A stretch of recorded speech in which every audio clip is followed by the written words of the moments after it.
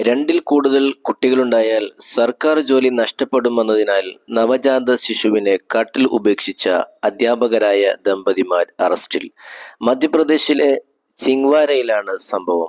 സർക്കാർ സ്കൂളിലെ അധ്യാപകരായ ബബ്ലുവും രാജകുമാരി ദന്തേലിയുമാണ് അറസ്റ്റിലായത്. രണ്ടിൽ കൂടുതൽ കുട്ടികളുള്ളവർക്ക് നിയമപ്രകാരം ജോലി നഷ്ടപ്പെടുമോ എന്ന ഭയത്താൽ ദമ്പതികൾ ഗർഭവിവരം രഹസ്യമാക്കി വെച്ചിരുന്നു. ജനിച്ച് മണിക്കൂറുകൾക്കകം കുഞ്ഞിനെ നന്ദൻവാടി വനത്തിൽ ഉപേക്ഷിക്കുകയായിരുന്നു. നടക്കാനിറങ്ങിയ ഗ്രാമവാസികളാണ് കുഞ്ഞിന്റെ കരച്ചിൽ കേട്ട് അന്വേഷിച്ചെത്തി രക്ഷപ്പെടുത്തിയത്. ആദ്യം എന്തോ മൃഗമാണെന്നാണ് കരുതിയത്. അടുത്തേക്ക് ചെന്നപ്പോഴാണ് കുഞ്ഞിന്റെ കൈകൾ കണ്ടതെന്ന് നാട്ടുകാർ പറഞ്ഞു.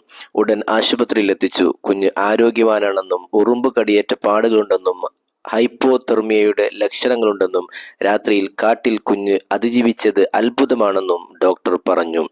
കുട്ടിയെ ഉപേക്ഷിച്ചതിന് BNS സെക്ഷൻ 93 പ്രകാരം പോലീസ് കേസെടുത്തു.